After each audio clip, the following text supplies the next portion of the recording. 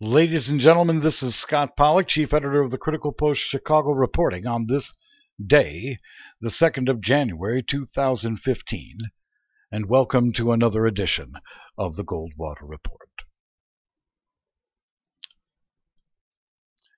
Stay tuned for our upcoming interview with the controversial but popular reporter Kerry Cassidy from Project Camelot, and the final indictment episodes surrounding the debacle known to us as the Keenan Internet feedback loop. Those broadcast submissions will be edited, mixed down, and aired shortly. Ladies and gentlemen, to some, the following editorial regarding the assassination of President John F. Kennedy and subsequent related facts will be derided as old news. We would remark in rebuttal to that view, it is precisely why this report is being submitted, for it is no less relevant now than it was on the day it occurred. Ladies and gentlemen, where is the press?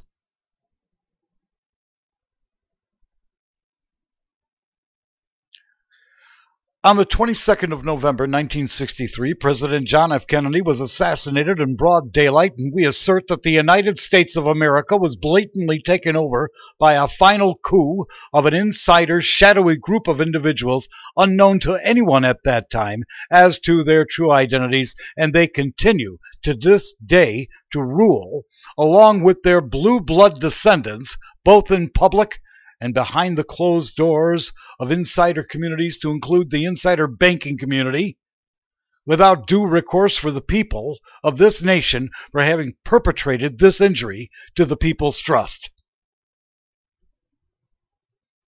In 1969, Judge Jim Garrison, District Attorney of Orleans Parish, Louisiana, brought forward the only suit to question the official account by the criminal Warren Commission.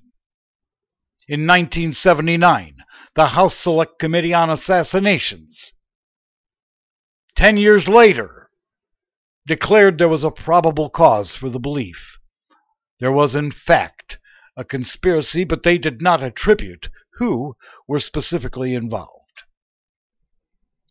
In the same breath, this nation was told by this committee that all records were to be sealed until the year 2029. There was no public outcry by the press. There was no shouting from the rooftops about this foul act.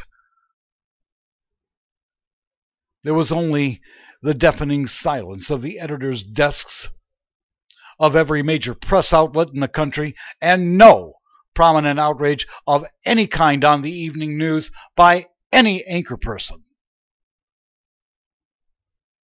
Only certain lone reporters and investigators have continued to propagate books on the matter, as well as lawsuits against the CIA and other related agencies. In August of 2013, the Associated Press ran a story entitled, "5 Decades Later, Some JFK Probe Files Still Sealed," written by Associated Press writer David Porter, which describes the legal wranglings and the personal expenses of a former Washington Post writer, one Jefferson Morley, to get the crucial evidentiary files being held by the CIA released.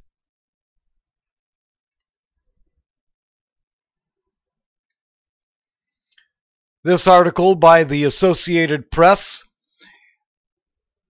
was a fluff piece paying only tacit tribute to their responsibility, along with all the rest of the major press organizations, for having the most pertinent facts revealed. The CIA's Stonewall effort, citing national security concerns, has been and continues to this day to be effective in keeping the secrets concealed.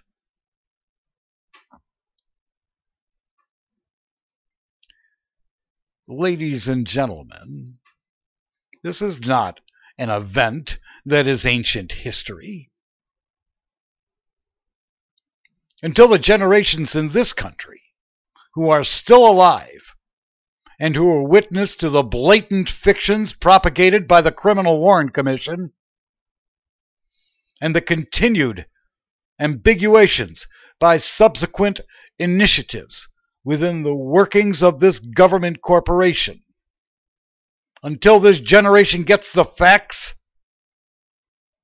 we will not have any closure as to how this government corporation works for its own interests and not the good people residing in this country. The press, as it exists today, has not had and will have no validity as proper guardians of the Fourth Estate. There is no valid press.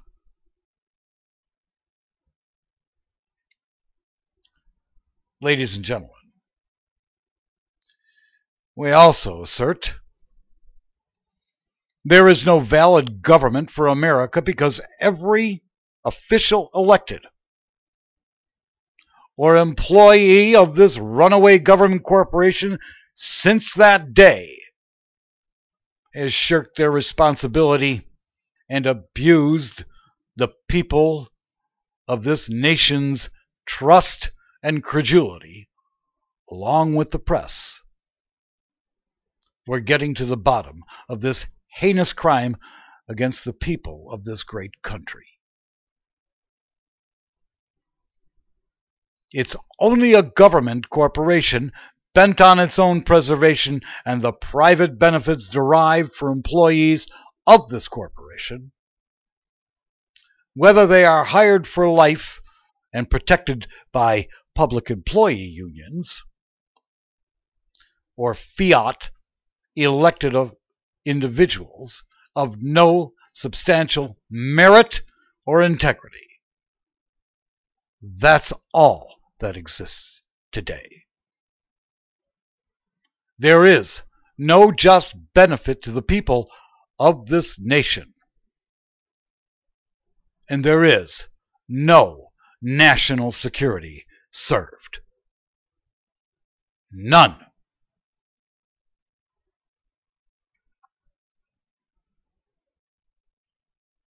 Ladies and gentlemen, in our recent interview with military historian Douglas Dietrich, we have verified that since the days of Franklin Delano Roosevelt's administration through to the present, that the American population has been held captive by and under executive orders of national emergency and propagated by every president since FDR to this day.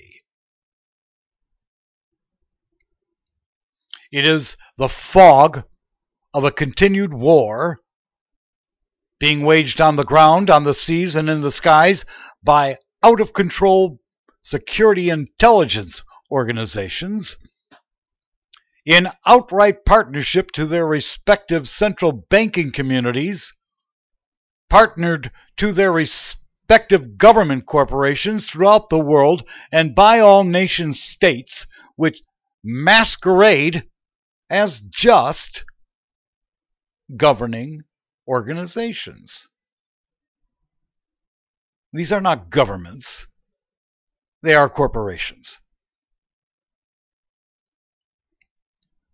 The private cartels of these central banking operations have a complete stranglehold on the entire population of the earth, and they are all complicit in this operation, which includes the ascendant powers of Chinese and Russian banking cartels and their partner government corporations partnered with their out-of-control security states.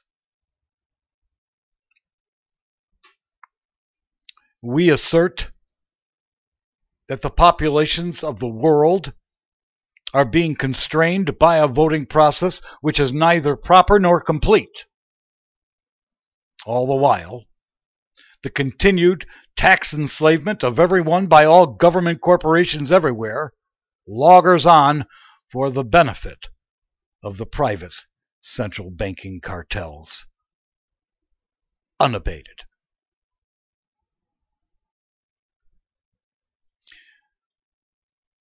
Ladies and gentlemen, you have no vote. No effective vote whatsoever. Until the vote of no confidence, which is a vote of none of the above in any election, and equitable rules thereby administering to its effect on any election to include non-participation in those elections as part of the counting calculus is instituted worldwide in every election system across the globe, there can be no proper negative to this system of railroading the people of every nation into false paradigms of cooperation with the various and sundries of government corporation systems in place today across the surface of the earth. We, everyone, everywhere, are forced to comply with a fraud. This fraud must cease.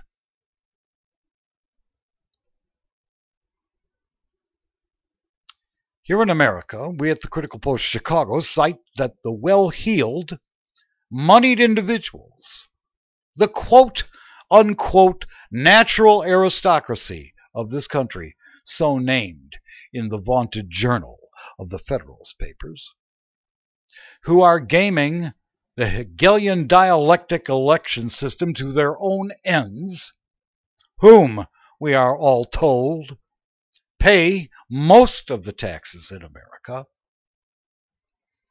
are neither correctly informed by any sense of good or properly placed integrities, nor are they getting a good deal regarding their money for the government they supposedly think they're paying for, while all of us are subjected to it. Therefore, we can only surmise they are pretty stupid because they don't know how to get a good deal. They should be laughed into insignificance and derided to the degree that their irrelevance becomes the order of the conscience by which the population of America, Britain, and the world at large should be guided.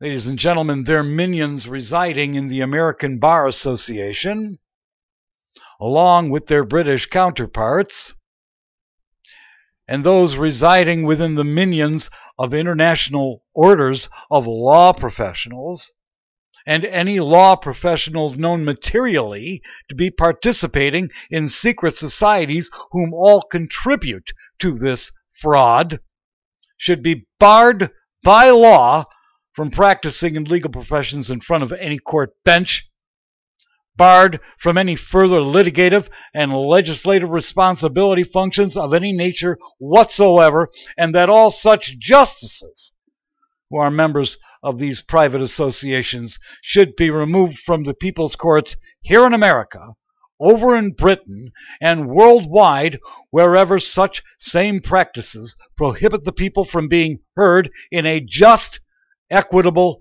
and affordable manner, consistent with good and best practices.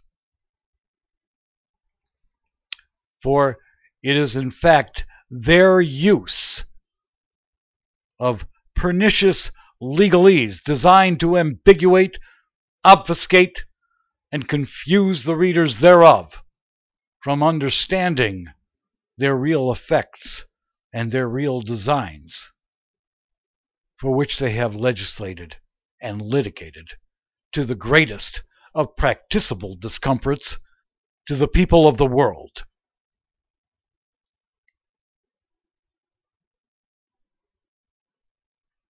We will have much more to add concerning this invective by this small organization in this coming year. We will not back down. There are minions of our own coming to the aid of this organization which seek to expose the facts. The bankers, the lawyers, the accountants, the CEOs, the boards of directors of our most prominent corporations, and their accompanying minions, such as, by example, the nefarious order called the Knights of Malta, are in our radar. Them and others, like the foundations in America and Britain, who are operated by and for private trusts of blue blood descent, will be exposed for what they are. They are frauds.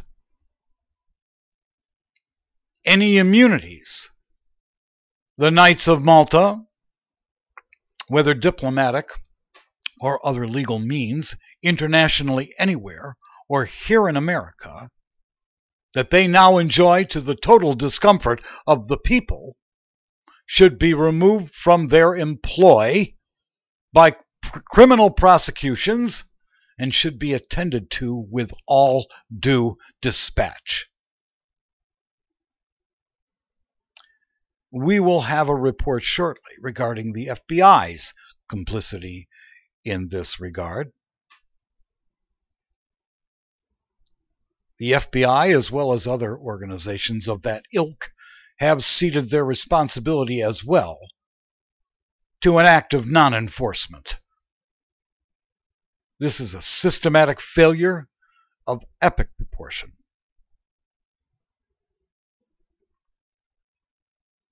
As to the quote-unquote journalism press worldwide, they too should be relieved of any audience.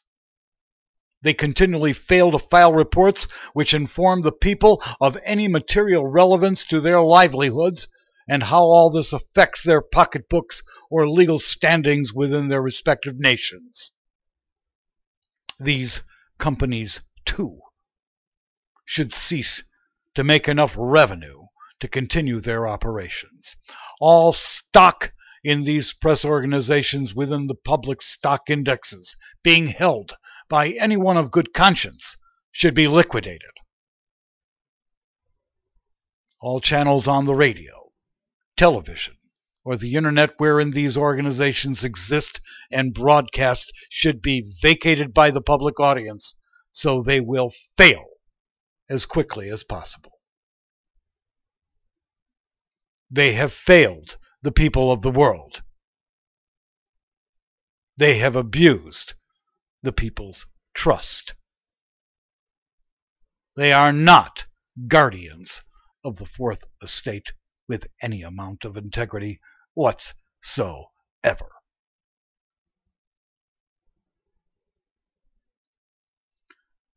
Ladies and gentlemen, in this country, America, it is the watershed events surrounding the assassination of President John F. Kennedy and the lack of effective reporting to get the facts into the cold, hard light of day, the lack of lawsuits by all of these press organizations upon this government corporation to expose these facts, which serves to inform everyone in America proper that the press has been absent in their responsibility to the people of this nation for over 50 years.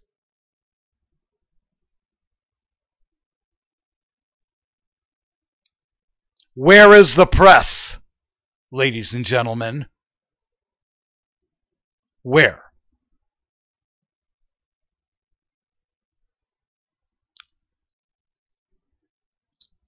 Thank you for watching another edition of the Goldwater Report. This is Scott Pollack, Chief Editor of the Critical Post Chicago, signing off, if only briefly, for now. That is all.